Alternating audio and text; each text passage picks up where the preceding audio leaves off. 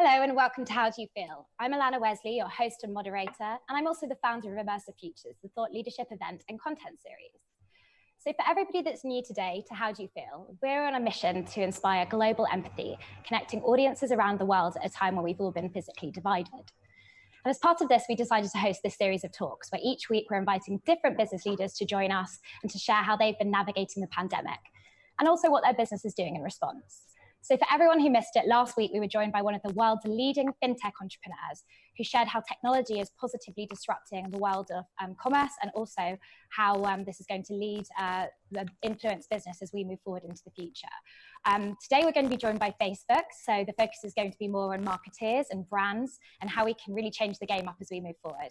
But we'll also be looking at social media and how the role of that has been really much more influential during the lockdown period and how this is going to evolve as we move forward. So at How Do You Feel, we very much believe that a key to unlocking insights about the pandemic is the study of human behaviour and psychology. And so every week we'll be sharing new highlights and insights about how everyday people around the world are feeling, which they've been sharing on howdoyoufeel.live. So before we get started, I'm just going to say a few thank yous. Firstly, to the teams that helped produce today's talks. So Really Creative Media from Virtual Stage and the production family. And secondly, to the Sympler team who launched howdoyoufeel.live. This session is about 40 minutes long. It's designed to be interactive throughout. So I ask you to keep submitting your questions throughout. And then Harry from the team at Sympler will be invited to share your questions at various moments. Right, so I'm going to introduce our first speaker, who is the Director of Planning from Facebook. His name is Ian Edwards. Ian was actually the first ever planner to be hired at Facebook. And before that, he worked as the head of strategy for some of London's largest agencies around the world. Ian's also a contributor to AdMap and the Huffington Post. Welcome to you, Ian. Hi there. Really good to be with you today. Looking forward to the discussion. Thanks for joining us. And then our next guest is our resident speaker who joins us every week, Ben Jenkins. Ben is the founder of Sympler and How Do You Feel.live. Ben is a brand strategist and ethnographer, and he spent his career studying youth culture and technology and where the two intersect. So welcome back, Ben. Hello. Morning. Morning. Yes, Ben's in New York, and Ian and I are in the United Kingdom. So for the first part of today, we're going to get a bit more of a feel for what Ian and Ben have been up to in business and how they're feeling about the pandemic.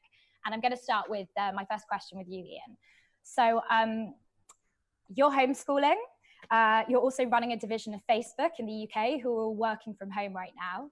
And we've heard that Zuckerberg's announced that in the US, about 95% of employees are going to be working from home until at least Jan 2021. So this is kind of a big fundamental shift in Facebook's business. So can you kind of tell us what the reality of leading a business like Facebook has been like for you during the pandemic and kind of how your team are adapting and what you're learning? Yeah, I mean, first of all, I think, I feel incredibly fortunate to work at a company like Facebook where, before we went into this, we were very well set up to work remotely. And we've got multiple offices around the world, so we're quite used to kind of having to work, remotely and connecting with different teams. I think, it's not been without its challenges though. From a personal perspective, juggling homeschooling, it's half term this week, which is like just fantastic because there's no Zoom lessons to jump on. So that's been a bit of a break, but that has been a real challenge. And I think from a personal point of view, you have to be much more purposeful with your time. You have to really structure your day to get the kind of most out of it. And work out when you're going to do those important meetings, when you're with the kids. And also, I think for me personally, having boundaries around the day is important because, getting on the train in the morning to go into the office is a natural transition from your home life to your work life. And not having that commute coming back. I think when this all first started, I found myself just jumping on calls and things like that late at night and working late at night. So you do have to be much more purposeful and structured, I think, with your time in lockdown. And I think from a work point of view, the team, I'm part of the UK leadership team and we have a fantastic team. And I think the key for us has been, really regular check-ins and communication. And I think, I guess a couple of bits that are important is when you're doing these Zoom calls, not everyone feels as comfortable talking on them. So, inclusion has been a really important part of what we've been thinking about, making sure that everyone who's joining a meeting, you're checking in with people and it's not just down to people who feel really comfortable speaking in this environment. And I think from a work, us delivering work, working with clients, actually, it was disruptive to start with. I think, even though, we talk about sort of, working in digital and remote connections, we have been quite reliant as an industry on person-to-person meetings. We've all got offices in the West End of London, so it's it is part of our culture to get together physically and talk in meetings. So we've had to learn to change that a little bit. But actually, what I found is that it's a lot easier to get a lot more people together when you don't have to commute from one location to another, and the appetite for sort of learning and these kind of sessions, but other sessions as well. We've had scale that we've not seen before. So we run a weekly insights webinar, and we've had 15,000 people join that over the last 8 weeks or so. Wow. Which was which has been fantastic, and an opportunity to kind of talk and learn together. So yeah, there's been a bit of a pivot, but overall, we're very fortunate to be so well set up to work remotely and work in this kind of new normal, whatever that is. I think realizing how fortunate we are and not everybody's in the same situation is also a really kind of big revelation for many of us, and remembering that as we try and adapt, and then kind of seeing how other people are trying to adapt as well. So you hear about outside of the world of work, families who have one phone, and everyone's trying to do their homework through this one phone or one laptop, and how schools are trying to manage that. So I think there's a lot of interesting insights there and that people can relate to. And building on that, Ben, physical distancing, not social distancing, is kind of what the current situation demands. Many of us are in fact more kind of socially connected than ever before, I'd say. So whether that be through technology or just closer to our communities. So kind of what psychological impact do you think this physical distance is having and going to have upon society?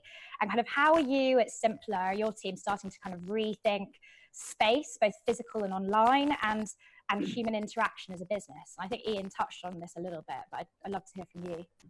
Yeah, to be honest, that's one of the main reasons we created How Do You Feel in the first place. And it's a big part of what we're learning from the conversations that we're having, so which we'll talk about in section 2. But at a top line, there's some pretty significant changes. So one is that, people are more physically distant, but the depth of conversations is actually changing. And to some extent, it's getting stronger, especially in the more one-to-one mediums. We've got time, we're not sort of pressured from different sides as much. So, we've been studying private chat for research for a number of years. So things like Facebook Messenger, Snapchat, Instagram, DMs. And we'd already started to see the power of one-to-one to connect people more deeply, as opposed to social media, which is, you're kind of talking to a sort of blank screen to a certain extent. But what we're seeing in the pandemic is something similar, where people are getting deeper and more intimate, but at a larger scale. So, a bunch of people who'd never been on chat messaging, have suddenly sort of crawled out of the woodwork because they now have to be. And I think what you're seeing when you compare it to regular social media, where you're forced to perform a little bit more, you sort of preen yourself and project a perfect image. When in messaging media, it allows you to put forward a more truthful, even more vulnerable self. And that words like that are coming out a lot more at the moment. So when social distancing took hold, more people who weren't used to it started using it. And because you don't really need to dress up, you need to brush your hair, put your trousers on. And I think what you're seeing is a lot more people being more present, spending more time, focusing on one person, one thing, because they're not being pulled in multiple directions. And I can see Ian grinning there at the trouser comment. I mean, which clearly tells me about what he's doing at the moment. Thank you for that, Ben. So Ian, final question for this section, and then we'll move on to some audience questions. So in terms of Facebook and the communities there, or the individuals, since lockdown happened, have there been any kind of dramatic shifts in the way people are engaging with Facebook? I'd like to hear kind of what you've learned there, but also some of us have seen some campaigns that Facebook have launched in response to COVID. I'd love to hear a bit about the purpose of those campaigns and the impact that they've had so far. Yeah, I feel like I should address the trouser point first. I'm definitely wearing trousers, just so we're clear on that, Ben. Thanks. Thanks for that. I mean, yeah, the transformation that we have seen in terms of how people are using our products and services has been the biggest shift, I think, that we've ever seen at the company. I think our biggest day usually across the year is New Year's Eve. And we've seen kind of New Year's Eve level of usage every single day as we've gone through lockdown.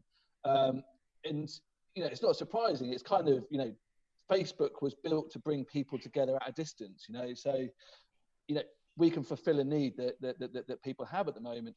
And, you know, there's been sort of a, you know, growth in just people using the service. We've hit 3 billion people used our products globally for the first time in April. But what I think is really interesting is actually we've seen the growth of a lot of the standard kind of uses. So things like messaging has doubled, and people are using Facebook and Instagram more. We saw 70% increase in time spent in Italy. But what's also really interesting is that I think people are having more meaningful social connection at the moment. So we've seen a huge rise in video and voice calling. You know, who knew people still want to speak to each other on the phone? So video and voice calling, there's been, you know, that's doubled. And then other bits within that. So in Messenger, clearly video sort of conferencing or video meeting has been a big part of this shift. And, you know, we've launched Messenger Rooms, which will roll out across WhatsApp and Instagram as well. But that allows up to 50 people to kind of get together. Lots of different functionality in there to try and improve that experience and allow people to connect, you know, via video in larger groups. And then the other big area that we've seen is that's changed is around live. So I'm sure we've all seen like your Instagram feed just lit up by people kind of going live, and we've seen a doubling in that. So we've tried to innovate around that product as well. You know, live I think has been a really important part for you know, the entertainment industry, people going live from events. So we've had to try and help that industry sort of pivot and create events around live, people going live. We brought back a feature that we'd taken away, so you could go live with other people and go live collectively to create a more of a sense of an event and bringing those people together. So that's been really interesting to see. And I think actually, you know, one of the studies I saw the other week was fascinating, and it was saying that 58% of people feel that they might be more connected to their friends and family as a result of what we're going through at the moment. And, you know, I think because we have to think about who we want to connect with, we have to organize that a little bit more. You know, if there is a silver lining, it means that we're connecting with lots of different people that we haven't done previously. Because rather than spending a whole evening with someone and having dinner, you might just drop in for half an hour and have a call. And so I think there is a positive way that technology can bring people together in this, you know, undoubtedly really difficult time. Yeah, it's definitely one of the silver linings. Really, really interesting. Thank you for that, Ian. So I'd like to flip to one of our audience questions now and invite Harry from the Sympler team to join us. Hi, Harry. Hi, Alannah. So the first question, I think Ian and Ben, both of you have touched on some silver linings here in terms of togetherness and connection. The question is, how do we continue to capitalize on that as we begin to move on from the necessity of physical distancing? I don't mind sort of sharing what I'm going to share this a little bit in the stuff we talk about, but I think that people are naturally going to be doing that anyway. I think the sort of the more sort of caring, empathetic, thoughtful, reflective stuff, which I'll talk about in a second, people are already doing it. So I think brands need to recognize that that's going to be there's going to be a slightly slower pace and capitalize it on that way. But I don't think it needs to be forced. I think these last 12 weeks, I think have sort of kind of created some new neural pathways and you know, conditioned us a bit more to stay in that kind of way. That's certainly from what we're hearing from consumers. Great. Ian, would you like to share anything? Yeah, no, I think I totally agree with that. I think we've got a sort of a kind of culture that's kind of emerged, and this kind of moving from me to we is definitely something, and that kind of community spirit. So I don't think it's something that needs to be forced at all. Brilliant. Thanks to whoever shared that question in our audience. I can't see you, but it was a great one. So for the second part of today, we're going to hear about how everyday people around the world are feeling on howdoyoufeel.live. For those that joined last week, you've seen this video already, but for the newbies in the group, we wanted to share it again. Ben, can you, before you share kind of this week's highlights, can you tell us a bit about what howdoyoufeel.live is and what inspired the team to create it? And there's a video that will play. Yeah, so Sympler applies a much more human and conversational approach to research. So the point of which is to make organizations more empathetic. So we don't only use messaging apps to make things feel more natural, but we also use chatbots, which are given quite a bad press. But chatbots can actually converse with people in a much more reflective way. They're like a great moderator. So it's less like traditional research. Think more like kind of therapy. So when the coronavirus hit, it forced us inside, and it sort of made us lose touch with strangers from the outside world. So things like empathy, human connection, and info gathering suddenly became a priority. So we thought, why not point our technology at this problem and share the output? So what you're seeing in the background at the moment is us doing that. It's sort of a global map that picks up where people are, what their emotions are based on what they said in the video or in a diary entry. And it really shares the emotional truths, the emotional layer of what people feel. Because people are much more candid. You know, we prompt them in the way that we do things, to, like a therapist does, to sort of go beyond just the sort of what they think to what do they feel, hence the name. And it's been really quite reflective. I'm now going to share sort of a couple of things that came out of that in the last week. You know, every week. Right. Yeah. Perfect. Okay. Cool. So the first one is what we're sort of referring to as learned agoraphobia. So as we get into the third month of social distancing, which, you know, a lot of us never thought we'd be here for this long, we're seeing a new phenomenon that really wasn't around in the first few weeks. It's this compounded sense of the longer we stay in, the more reason there is to stay in. So almost like one of those cognitive biases you hear that you're doing for something for so long, so it must be important. So the danger is greater the longer our reaction lasts to it. So the weird thing is that people, in order to overcome this fear and this sort of sense of anxiety that produces, we then stay in even more because that's become a comfort mechanism. And then that contributes even more to it. And so we have to stay in for longer. So the result is a fear of leaving home that's almost disconnected from the original reason. And the way we pick this up, because we read sort of subtext of the way people are talking, and we saw a lot of people saying, we're not going out again, and actually we're frightened of going out again. And in some cases they do have reasons, but in other cases they give lots of reasons, which kind of leads you to sort of read between the lines that they're finding reasons. So one person said, you know, I feel panic at the mere thought that I can be approached by people. I could be stalked, but with the lockdown I felt safer. And there's a video for this one.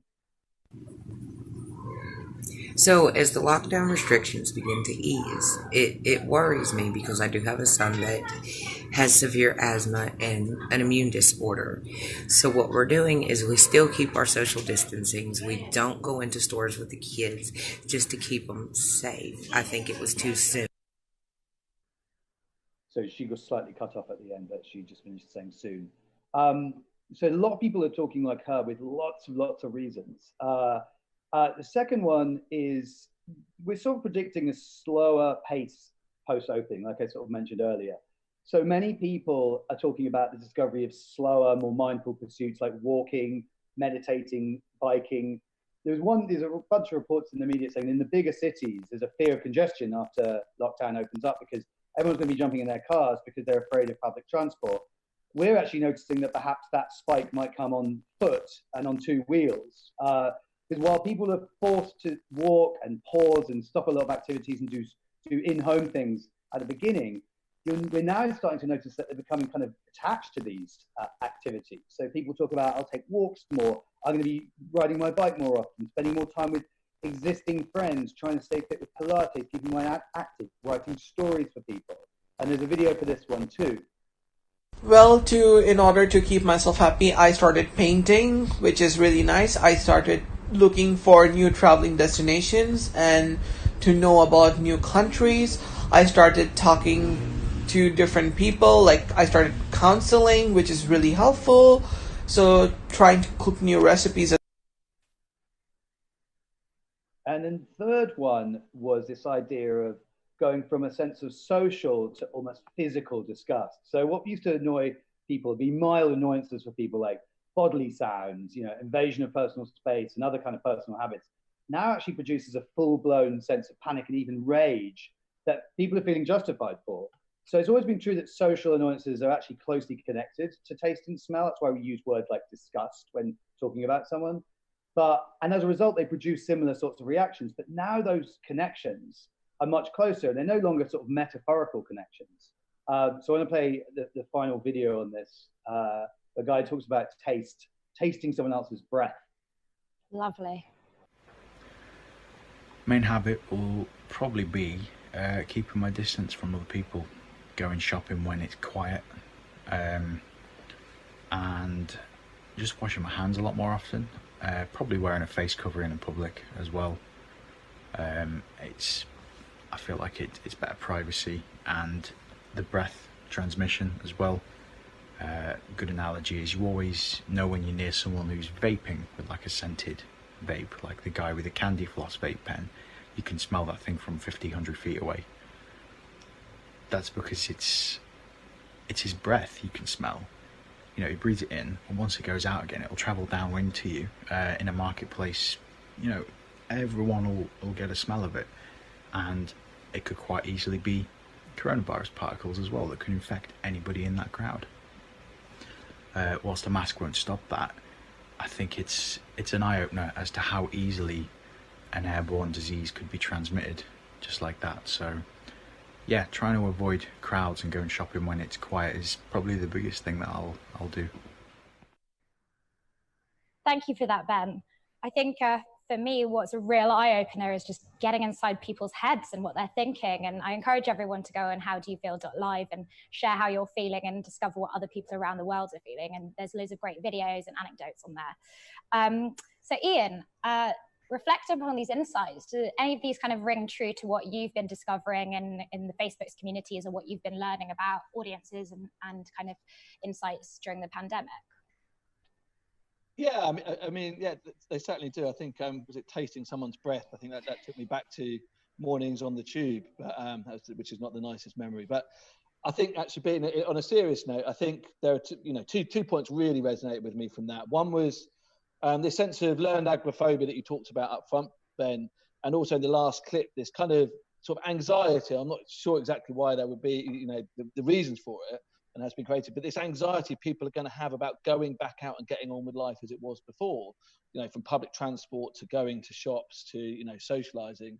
I think as we re-emerge, there's going to be a very gradual shift back to what happened before, if we ever do get back to that. And I think, for the economy to get started, businesses are going to have to think about how they allay some of people's fears in this space. How do they help people who want to have that degree of social distancing have that? How do they allow them to feel comfortable, going into their shops, going into the restaurants, going into the bars again? And it's going to be a really important part of this. And it's not just going to be, this is ended, lockdown's finished, we're back out there. It's a very, very gradual transition.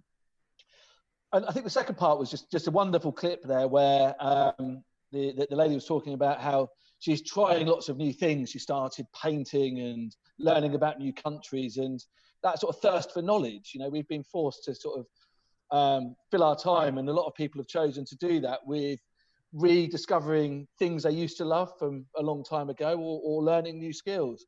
We're certainly seeing that on the platform. And we're seeing this both from people. We're also seeing great things from brands leading into this. We were talking earlier on about one of my favorite things was Marc Jacobs, fashion designer. They were doing live drawing called Drawn Together with an artist, ran on Instagram Live, and you could learn sort of painting skills and bringing people together that way.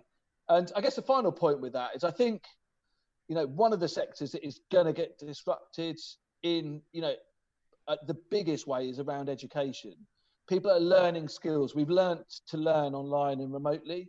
And education has been an incredibly privileged and exclusive part. the best universities in the world cost money to go to. The best schools, you have to generally live in the developed world. But this is going to open up and change a lot of that. And I think we're seeing that now, the ability for people to learn online, educate themselves. And I think that's one sector that's going to come out of this in a very different way, in a very positive way as well. Lovely, thank you.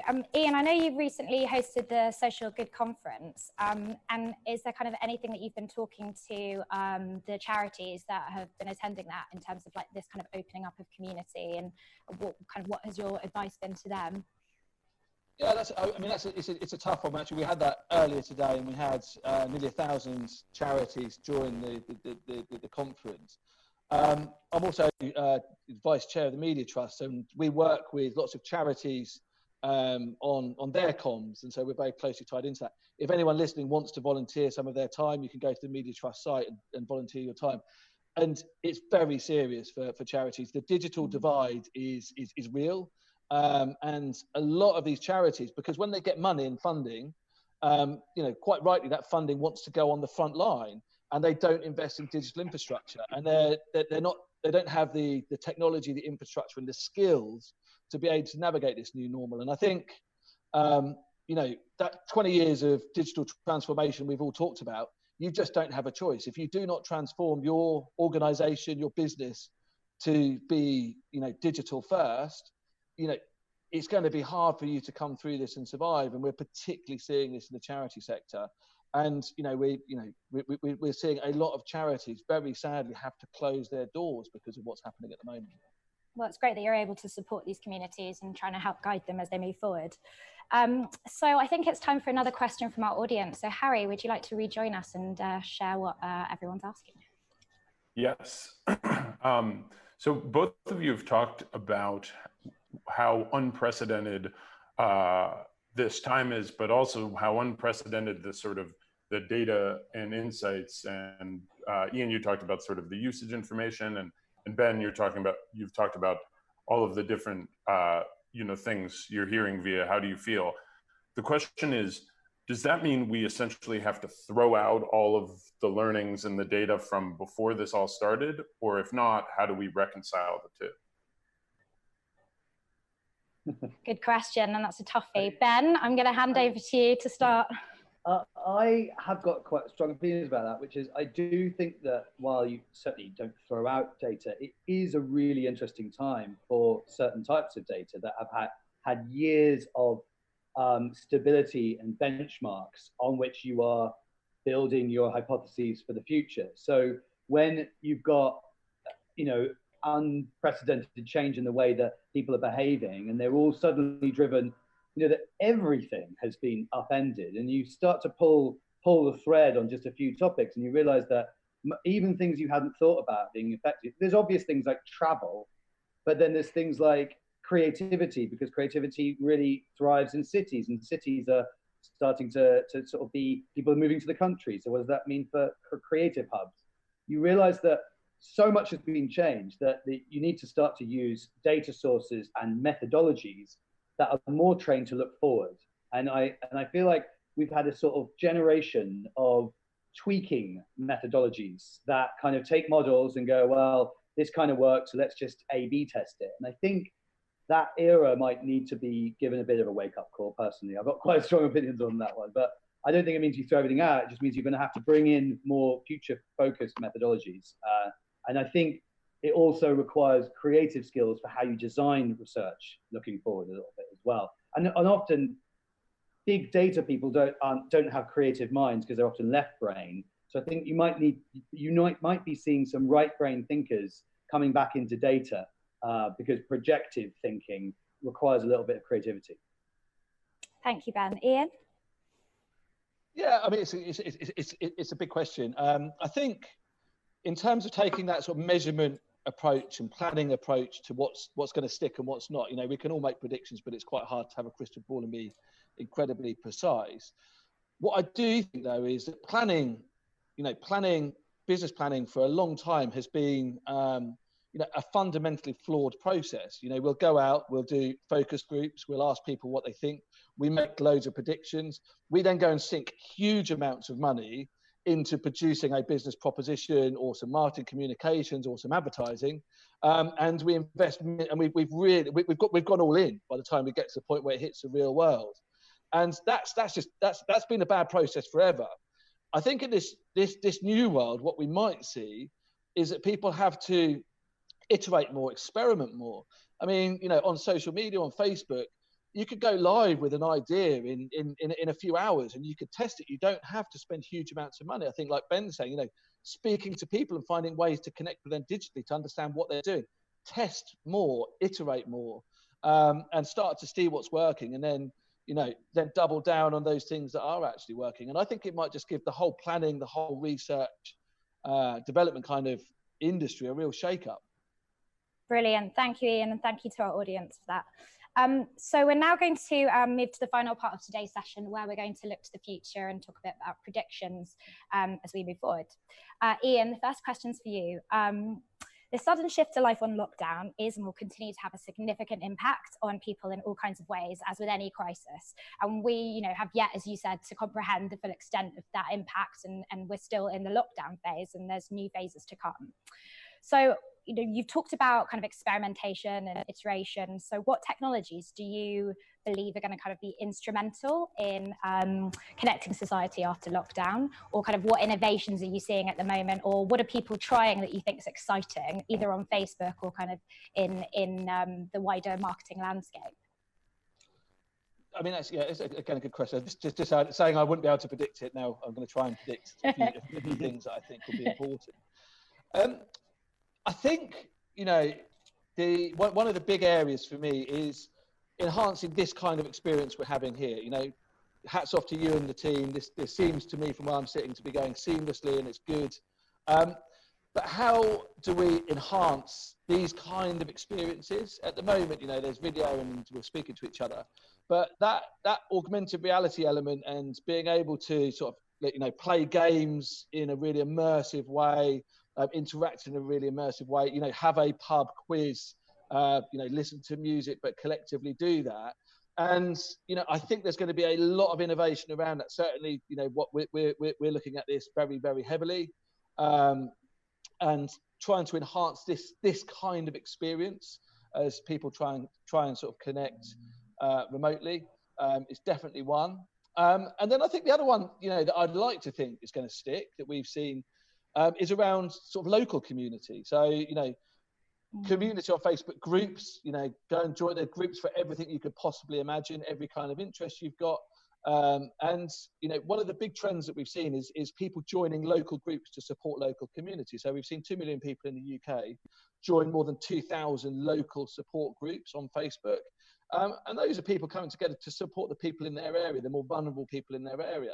And, it would be great to think that there is this sort of sense of community spirit. So how do you tap into what's around you, in quite close proximity? So, yeah, two extremes there. One, augmented reality kind of changing how we connect across the world. And then two, how do we get closer to the local communities around us? Brilliant. Thank you, Ian. Well, Ben, kind of leading on from that, really, we're seeing this reprioritization of values in society right now. And, brands and marketers need to wake up to this change. What's your advice on kind of what do you think is going to be important as organizations rethink their strategies moving forward? What are the kind of the top priorities they need to focus on, would you say? Last week you spoke a lot about things like how millennials are starting to save like they never did before, God forbid, and what that means for their spending habits. So I'd be interested to hear what you think about what brands and marketeers should be doing and focusing on. Yeah, I actually want to pick up on what Ian said about closeness between consumers. We are seeing a lot of like much more, even from like hermits, on our last week talked about people are coming out to clap for the NHS that never really liked that communal stuff, and people are getting into their local communities in a much better way.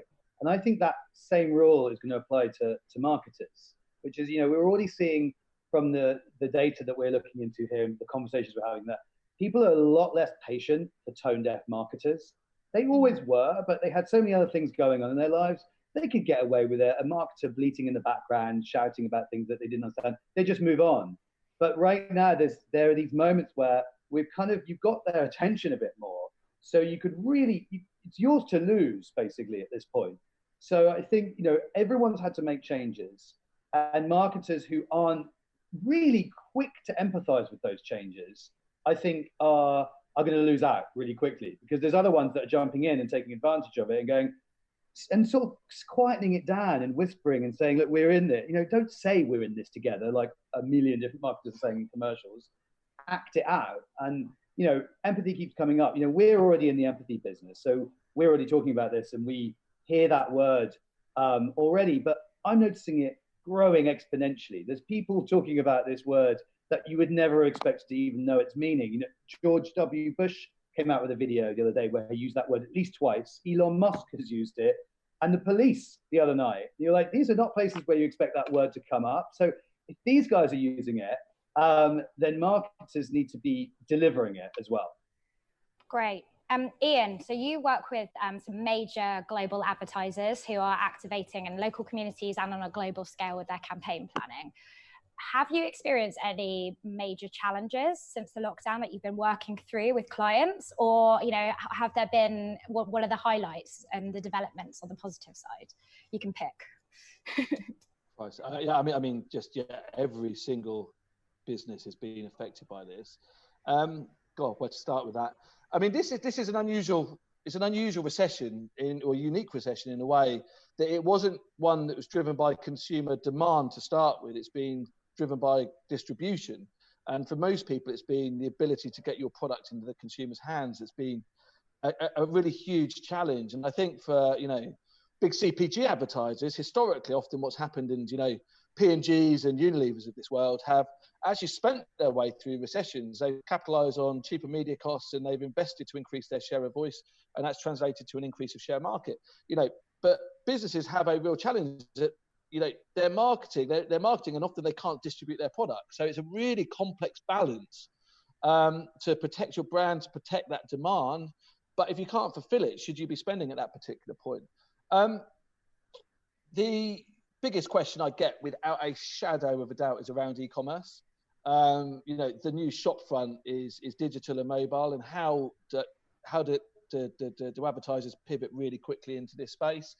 You know, machine learning, I was talking to you about this earlier on, machine learning, artificial intelligence, automation, these are going to be the engines of growth as we move into this. And, you know, sort of signals-based marketing is a real challenge, collecting the right signals so you're delivering the right product back to people.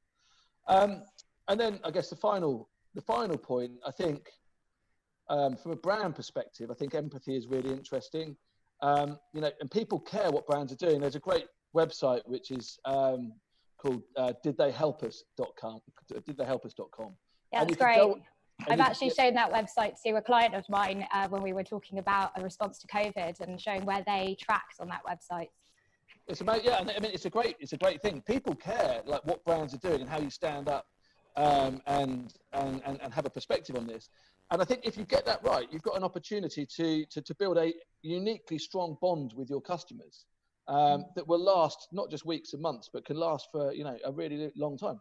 My grandparents shopped their entire life at M&S because of the way that M&S, Marks and Spencer's as it was, supported local communities during the Second World War and the Blitz in London. You know, and they stuck with them for 50 years. And I'm not saying it's exactly like that today, but if brands get it right, you can build a very unique bond with customers. Brilliant. So we're nearly out of time, and I actually want to see if we've got another question from our audience. So Harry, would you like to join us again and share one final question with Ben and Ian? Sure, yeah. I think this one is harkens back or was triggered by the insight about physical disgust. But the question is, what does empathy look like, particularly on a personal basis, in a world where we are, you know, we are a threat to one another and we are feeling that, you know, understandable personal disgust? Wow, that's a really good point, because it does sort of contradict. You know, one of the things that we've been hearing a lot in the news, even though the media is trying to force the opposite of this, is that this isn't actually down party lines, or you know, it's not a red-blue division. That actually, this is about personal fears and personal kind of anxieties. So I definitely think that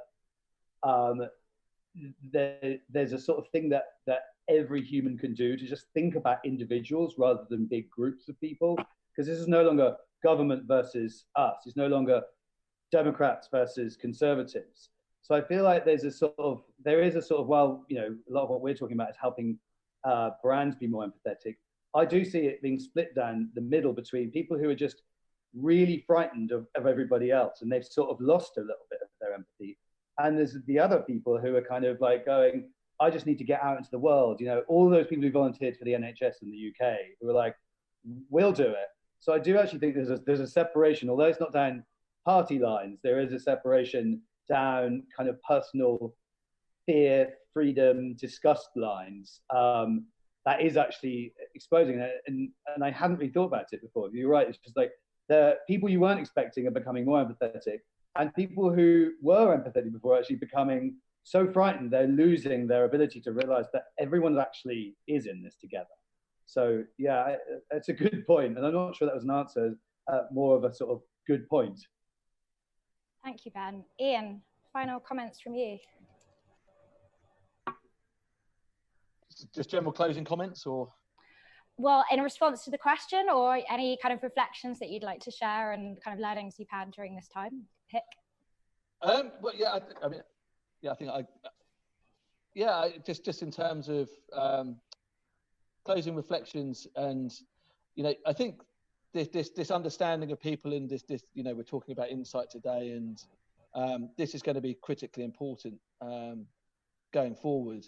And I think, you know, thinking really carefully about how you can understand your audience, understand what they're connecting with, and what matters to them is going to be really, really important. And it's not, you know, I think we've got to remember that this isn't a brief, this is a pandemic.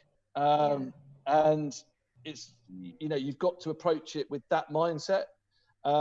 We need to, you know, businesses and people and companies like Facebook, we need to be in this to help solve this problem. It is not an opportunity to market to people. It is an opportunity to help.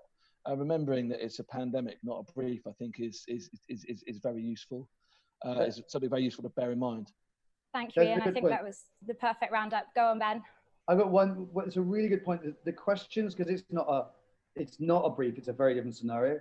It's actually sparked very different kinds of briefs, and I've never seen in 20 years the types of questions people have. They're so much more existential.